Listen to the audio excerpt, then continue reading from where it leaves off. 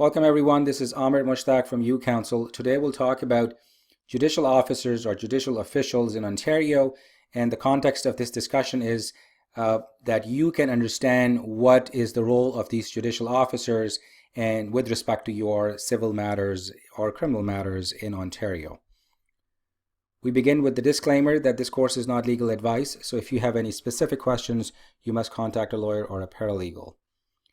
Judicial officers or judicial officers are appointed pursuant to a specific legislation in Ontario, either its Courts of Justice Act or Justices of the Peace Act or some other legislation. But there are specific legislations that allow the appointment of these officers. Today we'll talk about three common officials that you may deal with respect to your matters: judges, masters, and justices of peace. Let's talk about a judge. A judge is obviously a provincially appointed person, usually somebody who is a lawyer with 10 plus years of experience, and obviously he or she is a decision maker with respect to a number of trials that you may be dealing with. Either these are criminal trials, family law trials, or other civil matters, and the deciding person, the decision maker, is usually a judge who will be making the decisions on these trials. So the judges have, in general terms, the most authority on any legal matter. You always address the judges as Your Honor. Just to give you an idea that if you are dealing with a federal court judge or a judge of the Supreme Court of Canada, then you address them as Your Lord or My Lady, or Your Lordship or Your Ladyship, depending upon the grammatical sentence you're making. But generally speaking, in Ontario, in civil matters, you address the judge as Your Honor, and not as Miss or Ma'am or Sir. A master is somewhat similar to a judge, but does not have as much authority as a judge.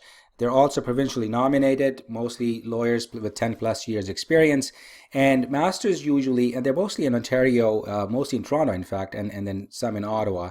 And this is a category of decision makers which I believe are now being scaled back, and mostly the provincial government is appointing judges more and more as opposed to masters. But masters are still present, and you may end up dealing with them on different matters.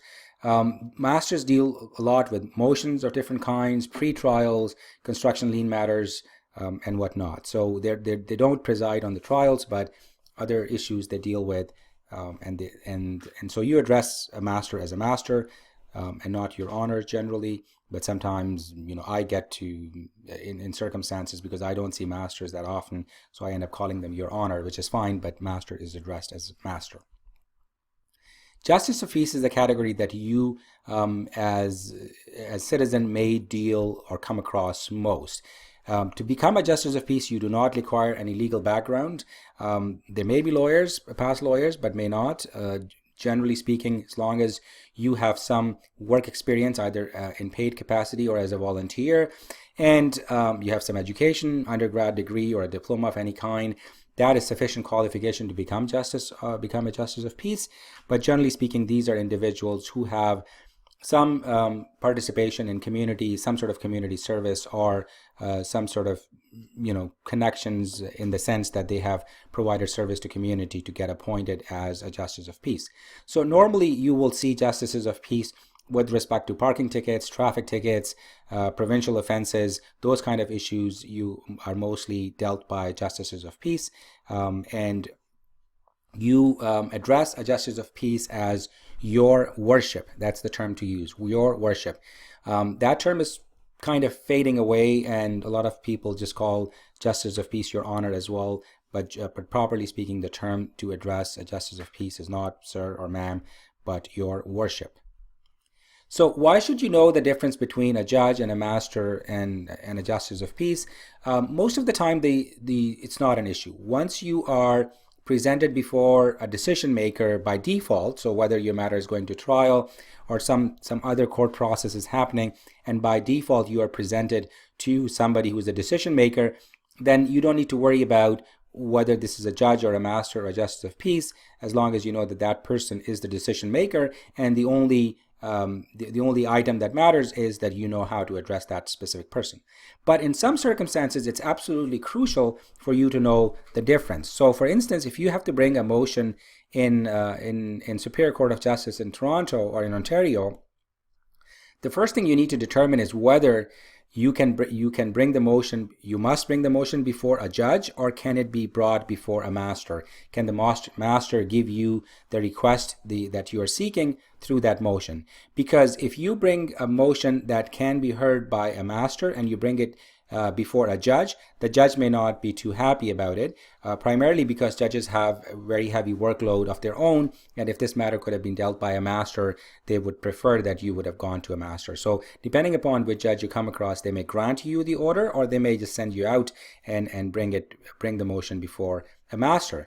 Conversely, if you bring a motion before a master and the master does not have any authority to grant order on that motion, then simply the master has no jurisdiction. So the master cannot give you what you're asking because the matter has to be brought before a judge. So it's an important distinction in terms of bringing motions, and a lot of times many counsel are confused about whether the particular motion can be brought before a master or not. So something that if you have retained counsel, then obviously the counsel will do the homework to figure out whether any motion can be brought on that specific issue before a master or not. But if you're representing yourself, then you want to make sure that you understand who do you bring the motion before.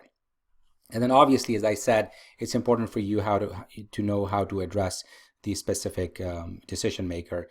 And then there are a variety of other decision makers that I haven't touched upon, which are appointed also by province under different legislation. For example, Human Rights Tribunal have decision makers that are called vice chairs. They're really judges for the Human Rights Tribunal, but they have different powers, they have different role than a normal judge, and so it's good to have some understanding of who the decision maker is so you can present your case properly. So in summary, you need to understand who the decision maker is, and if the distinction is important, understand that. But if you want to read more about judges, their appointments, masters, their appointments, justices of peace, I've provided a link which is from the Ontario courts. You can check it out. Also, if you want to know all of the judges that are in Ontario that have been appointed, all of this information is available online, and you can by all means check it out. So hopefully this gives you some understanding of the decision makers that you may deal with in Toronto or in Ontario courts. If you have any specific questions or require clarification on any of the specific decision maker, by all means send us a comment or a question, and we'll be happy to include that in one of our future lectures. Thank you for watching.